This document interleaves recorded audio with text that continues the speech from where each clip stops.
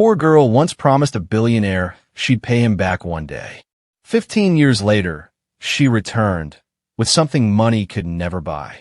So now close your eyes, feel every moment of this story, and don't forget to like the video and share your thoughts in the comments. It was a freezing, stormy evening in Chicago. The streets glistened under the flickering streetlights as rain poured relentlessly from the dark clouds above. Cars rushed by, splashing dirty water onto the sidewalks where few dare to walk. The city was loud, yet inside a small convenience store on the corner of Lincoln Avenue, time seemed to slow down. The warm air inside carried the scent of coffee and wet clothes. Standing near the counter was Ethan Blake, a billionaire tech investor known for his sharp mind and even sharper tongue. His name was often seen in headlines, the man who turned code into gold, but those who knew him personally whispered about his cold heart. He was a man who didn't believe in luck, kindness, or second chances. To him, everything had a price. Ethan stood scrolling through his phone, barely noticing the world around him.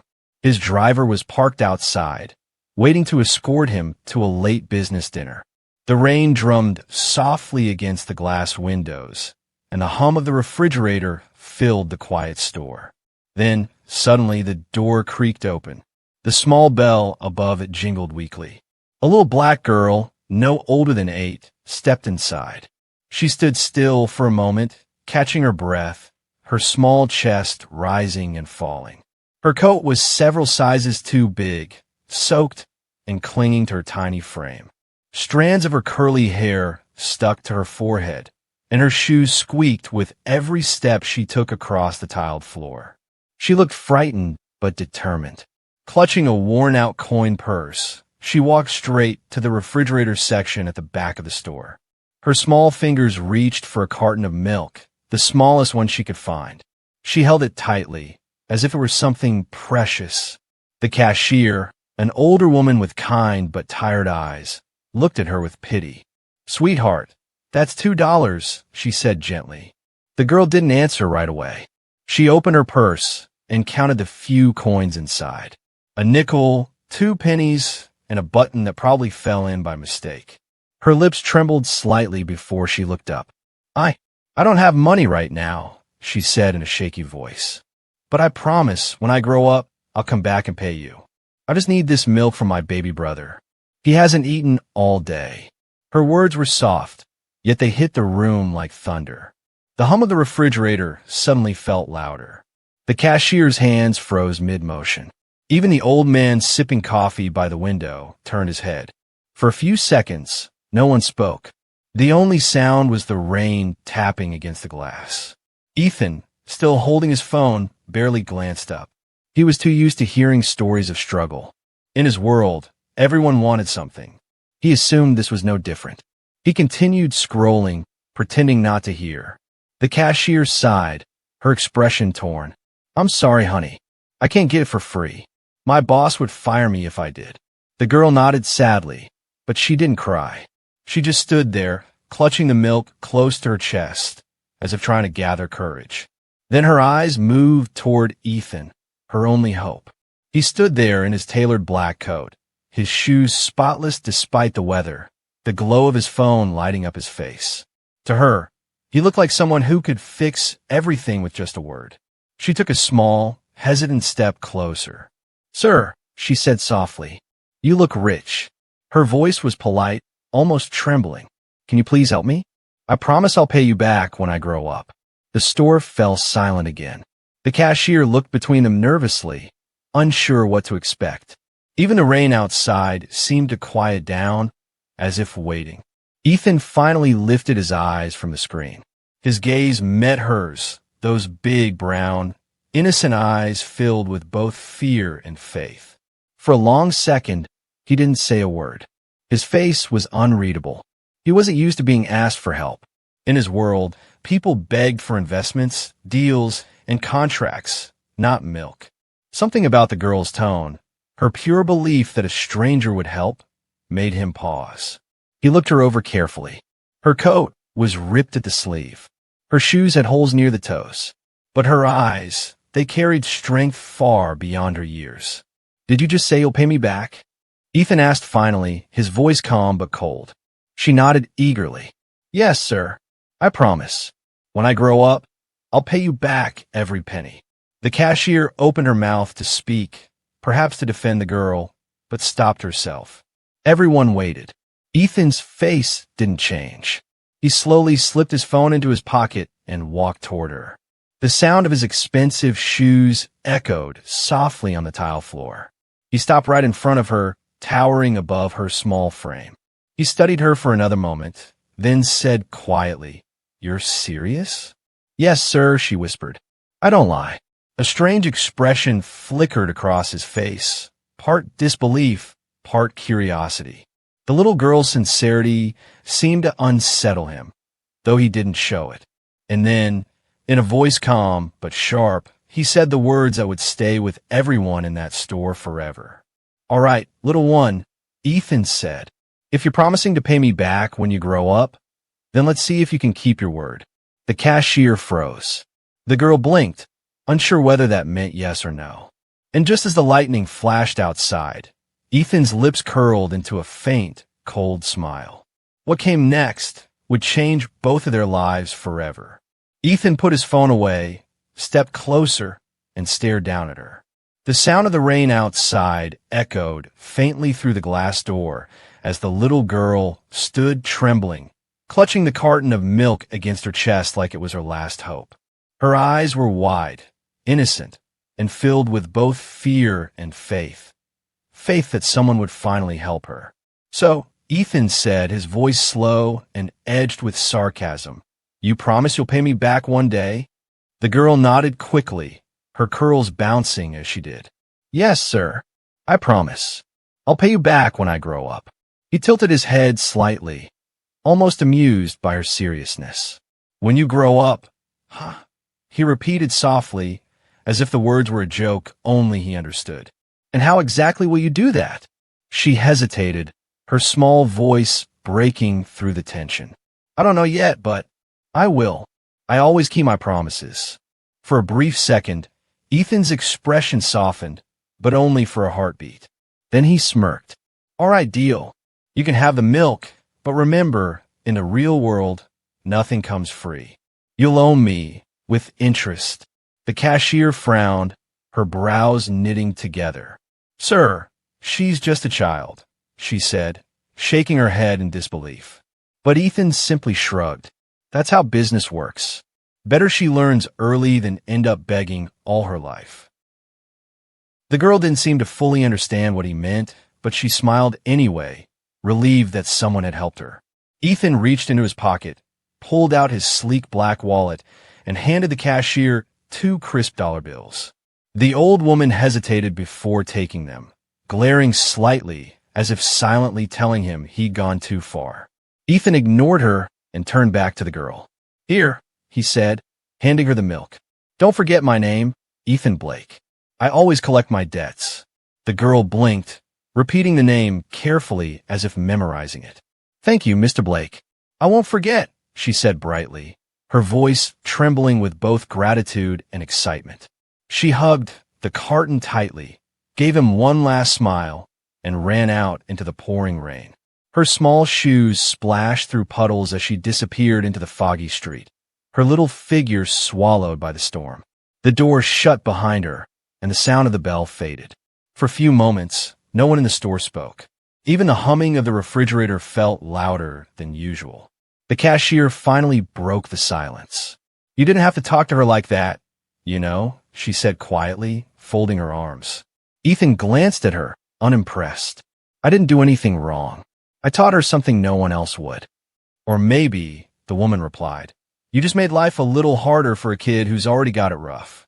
He ignored her words, checked his watch, and picked up his phone again. That's not my problem, he muttered under his breath. His driver messaged him, Car's ready, sir. Ethan slipped his phone into his pocket and adjusted his coat. As he stepped outside, the rain hit his face like needles, cold and sharp. He ducked in the back seat of his black luxury car, the leather interior warm and dry. The driver glanced in the rearview mirror. Everything all right, Mr. Blake? Fine, Ethan said flatly. Just drive. The city lights blurred past as the car pulled away. Ethan looked out the window, watching the reflections of neon signs ripple across the wet pavement. For a moment, he saw a small figure running under the streetlight, a little girl clutching a carton of milk, and something deep inside him stirred. But before the thought could take root, he blinked and turned his gaze away. By the time the car reached his high-rise apartment building, the memory of the girl had already started to fade, buried under emails, meetings, and the constant hum of his busy life. To him, it was just another random encounter, insignificant, almost forgettable. But that night, as the storm continued to rage outside, far across the city, the little girl hurried into a small, dimly lit apartment. Her baby brother was crying softly on an old couch, wrapped in a thin blanket. "Shh, it's okay," she whispered, setting the milk on the table. "I got it, see? We can eat now." Her mother, exhausted and pale, looked up with teary eyes. "Where did you get that, Maya?" she asked gently. "A nice man bought it for me," Maya said proudly.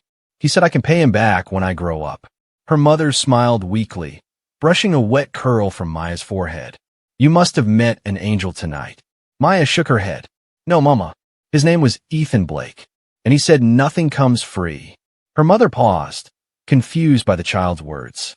But Maya didn't notice. She was too busy pouring the milk into a cup, carefully handing it to her little brother. As she watched him drink, a small smile formed on her lips. "I'll pay him back someday," she whispered to herself. "I promise." Outside, the rain continued to pour.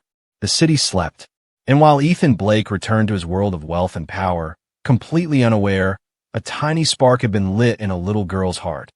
A spark that would one day grow into something far greater than either of them could imagine.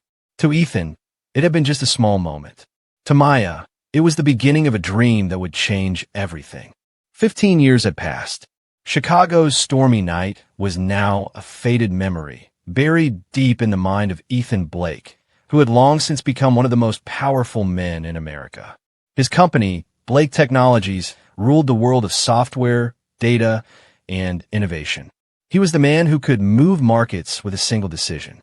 His face appeared on magazine covers, his name in headlines, the genius of Silicon Valley, the man who never loses. But behind every headline was the same Ethan Blake, the man who believed emotions were weaknesses, that success meant keeping your heart cold and your mind sharper than steel. On a chilly evening in New York City, Ethan arrived at the Grand Horizon Hotel, where a lavish charity gala was being held.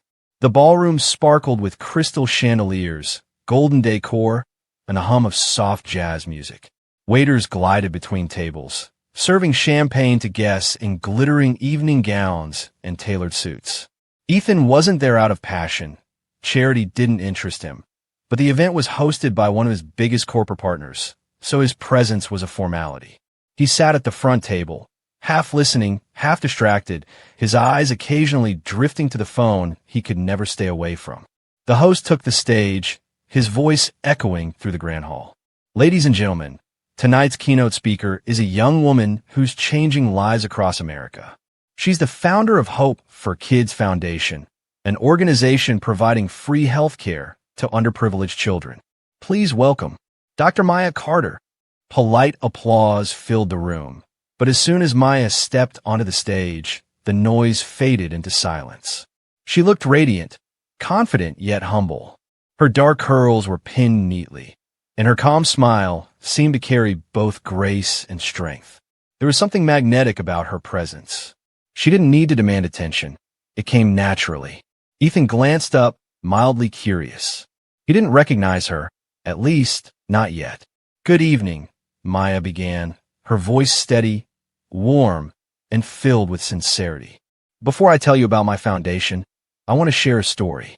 It's a story about a cold, rainy night and a carton of milk." The audience chuckled softly, intrigued. "When I was 8 years old," she continued, "I walked into a small convenience store in Chicago. My baby brother was sick and hungry, but we had nothing to eat at home. I didn't have money, just a little coin purse and a promise in my heart." The audience quieted. Ethan's fingers froze around his glass.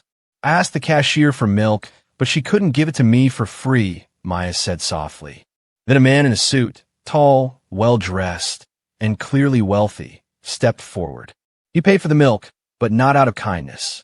He told me, "Nothing in life comes free. You'll owe me with interest." Gasps and murmurs rippled across the room. Ethan's head lifted slowly. His heart thudded once hard. The words echoed exactly as he had said them 15 years ago. His grip on the tablecloth tightened as realization struck. The little girl, the girl with the trembling hands, the one who had promised to pay him back. He felt the air leave his chest. On stage, Maya continued, her tone calm but emotional. "I'll never forget that moment. I remember his name, his cold expression, his voice. At that moment, I promised myself that one day, I'd pay him back, not with money, but with purpose. That I'd build something so big, it would reach every child who ever felt helpless like I did." People in the audience exchanged astonished looks. Cameras flashed as reporters scribbled notes. Ethan sat frozen, eyes locked on her. He couldn't look away, not because of guilt, but because he couldn't believe the little girl he once brushed aside had grown into this remarkable woman. Maya smiled faintly, her eyes glistening. 15 years later, that promise brought me here. Tonight, I stand before you, not as a helpless child, but as a doctor, a dreamer, and the founder of Hope for Kids Foundation. This is my way of paying him back and paying it forward. The crowd erupted into applause, loud, emotional, genuine. People stood, clapping and cheering, some even wiping tears from their eyes. Ethan didn't move. He sat in stunned silence, watching her with a mix of disbelief and something he couldn't quite name: regret, pride, admiration, maybe all at once. She continued, "Sometimes the people who hurt us the most teach us the most important lessons. That man thought he was teaching me about the cost of life, but what he really did was teach me about the value of compassion. Because when the world turns you away, kindness becomes your greatest wealth." The applause grew louder. Maya smiled, thanked the audience, and stepped away from the podium. As she walked off the stage, her eyes briefly met Ethan's. Her gaze was calm, not bitter, not vengeful, just knowing. She gave a polite nod before turning away. Ethan sat frozen for a moment longer, his mind spinning. He'd attended hundreds of galas, met countless people, but no moment had ever shaken him like this. For the first time in years, he felt something pierce the armor he'd built around his heart. The little girl he once mocked had returned, not to collect a debt, but to repay him with grace, success, and humanity. And for the first time in his life, Ethan Blake didn't know whether to feel proud or ashamed. After the event, the applause slowly faded, replaced by soft chatter as guests mingled and congratulated the speakers. But amid the glittering crowd and flickering chandeliers, Maya Carter walked with calm, determined steps, her eyes fixed on one man: Ethan Blake. He was standing near his table, talking to a senator, his usual confident smile plastered across his face. But the moment Maya approached, that mask faltered. The senator excused himself, sensing something personal was about to unfold.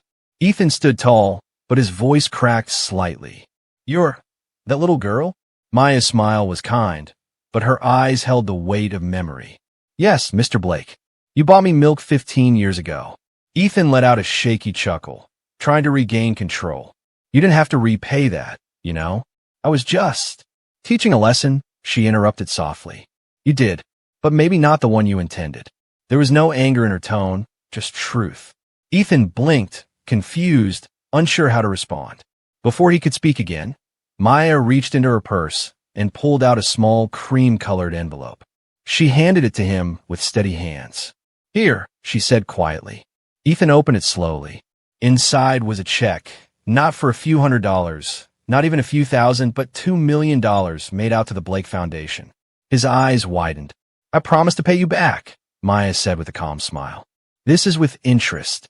But instead of owing you money, I owe you something greater, the drive that made me who I am today." The guests nearby began to notice the exchange. Conversations hushed. Cameras turned. People leaned in, sensing something extraordinary was happening. Maya continued, her voice gentle but strong enough for those around to hear. "You show me how harsh the world could be, Mr. Blake." That night, I felt small, invisible. But it made me promise myself that one day, I'd change that, for me, and for every child like me. Her words hung in the air like music, soft, emotional, unforgettable. Ethan swallowed hard. For years, he had walked through life believing kindness was weakness, that people only respected power. But standing in front of this woman, someone who had turned his cruelty into compassion, he felt something crack inside him. The man who was once feared in boardrooms now found himself speechless. His throat tightened. "Maya, he began, but the words faltered. She smiled again, her expression forgiving. "You don't have to say anything. I don't hold anger for what happened. In fact, I'm grateful.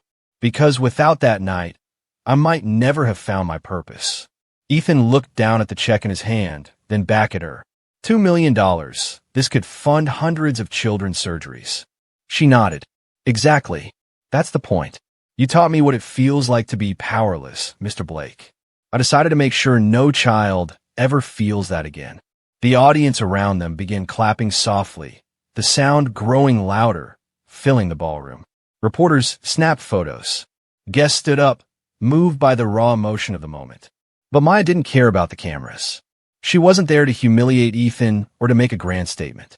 She was there to close a chapter, one that had begun with tears and ended with triumph. Ethan finally found his voice, though it trembled. "You've built something remarkable, Maya. You turned pain into purpose. That's rare." Maya's gaze softened. "We all have choices, Mr. Blake. Some people let pain harden them. Others use it to heal the world." Her words hit him harder than any business defeat ever had. For the first time in years, Ethan felt something unfamiliar: humility. "I was wrong," he admitted quietly, "about everything." Maya smiled, not in victory, but in understanding. "Maybe, but you also played a part in something good, even if you didn't mean to. Sometimes, the universe uses even our harshest lessons to plant seeds of change." She extended her hand. Ethan hesitated, then took it. Her handshake was firm, confident, just like the little girl who once vowed to repay him someday. As the cameras flashed, Ethan whispered, "Thank you for forgiving me." Maya looked into his eyes. "I didn't do it for you. I did it for that little girl who believed she could rise above it." Then, with that same quiet grace, she turned and walked away, leaving Ethan standing alone amid the glittering lights and applause that no longer felt like applause to him. He stared down at the check once more. The ink was still fresh, but the real payment wasn't money. It was the lesson he'd ignored all his life, that true wealth isn't measured in dollars, but in the difference you make in others' lives. As Maya disappeared into the crowd, Ethan felt a strange peace settle over him. For the first time in years, he wasn't thinking about profits or power. He was thinking about redemption. That night, under the dazzling chandeliers of New York City, the billionaire who once believed nothing was free finally learned that compassion was the only currency that truly mattered. That night, Ethan couldn't sleep. The echoes of Maya's voice haunted him, looping in his mind like a melody he couldn't escape. A world where no child has to beg for milk. Those words pierced deeper than any business loss, deeper than any criticism he had ever faced. He lay in his luxurious penthouse, surrounded by everything money could buy. The skyline of Manhattan glittering outside his window, a rare painting on the wall, the faint hum of the city below. Yet for the first time in years, he felt utterly empty. He thought about the girl from that stormy night, soaked, shivering, desperate, and how easily he had dismissed her pain with arrogance disguised as wisdom. He'd told himself it was a lesson. But looking back now, it was cruelty, plain and simple. He turned on the lamp beside his bed and picked up his phone. His finger hovered over Maya Carter's name. She had given him her contact card earlier that evening, but he didn't call. What could he possibly say? "I'm sorry." It felt too small, too easy. Sleep never came. By sunrise, Ethan was already dressed. No suit, no designer tie, just a plain gray sweater and jeans. For once, he wanted to be invisible. His driver looked surprised when Ethan said, "Brooklyn, Hope for Kids Foundation." When they arrived, the clinic wasn't what Ethan expected. It wasn't some fancy building with his name engraved on marble. It was simple, bright murals on the walls, children's laughter echoing through the halls, volunteers wearing scrubs and genuine smiles. He stepped inside quietly. At first, no one recognized him. He walked down the narrow corridor, watching scenes that tugged at something deep within him. A mother kissing her child's forehead after a free checkup, a nurse offering food to a thin little boy, a doctor laughing softly as he handed out toys. This place was full of life, full of hope, the very thing Ethan had spent his life ignoring in pursuit of numbers, profits, and status. And then, through a glass window, he saw her. Maya. She was kneeling beside a little girl, showing her how to hold a stethoscope properly. Her face glowed with warmth and kindness. She wasn't just a doctor. She was the heartbeat of this place. When she finally noticed Ethan standing there, her eyebrows lifted in surprise. "Mr. Blake?" He smiled faintly. "You can call me Ethan." She walked over, wiping her hands. "You came," she said softly, her tone both curious and gentle. He nodded, glancing around. "I wanted to see it for myself, what you've built." Maya tilted her head. "And what do you think?" Ethan's eyes welled up as he looked at a small boy sitting nearby, happily sipping a glass of milk from a paper cup. "I think this is what real success looks like." Maya smiled knowingly. "You were right about one thing all those years ago. The world isn't free. But kindness? It pays in ways we can't measure." Ethan looked at her, truly looked at her, and for the first time, he felt something change inside him.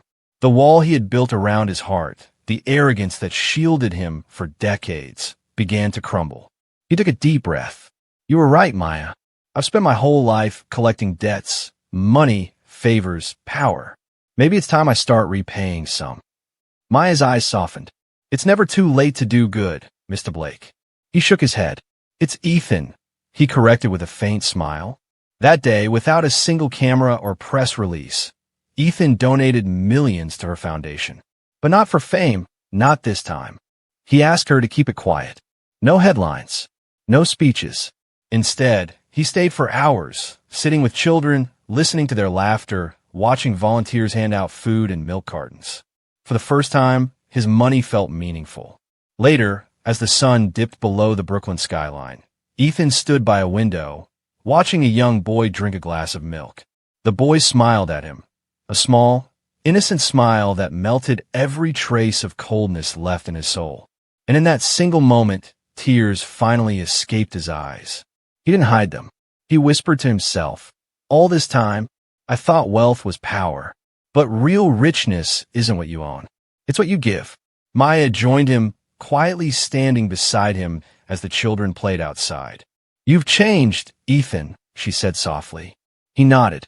"No," he replied, eyes still on the kids. "You changed me."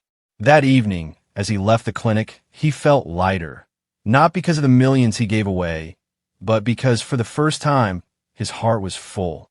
And when he looked up at the cloudy sky, he smiled. Somewhere deep down, he knew the little girl from 15 years ago, the one who once begged for milk, had finally kept her promise. But it wasn't just she who repaid a debt. It was Ethan Blake, the billionaire who once thought kindness was weakness, who finally learned that the richest hearts are the ones that give the most. Life always comes full circle. The girl who once begged for milk became the woman who fed thousands. If this story touched your heart, like the video, share your thoughts in the comments, and subscribe to Soul Stories for more emotional and life-changing stories.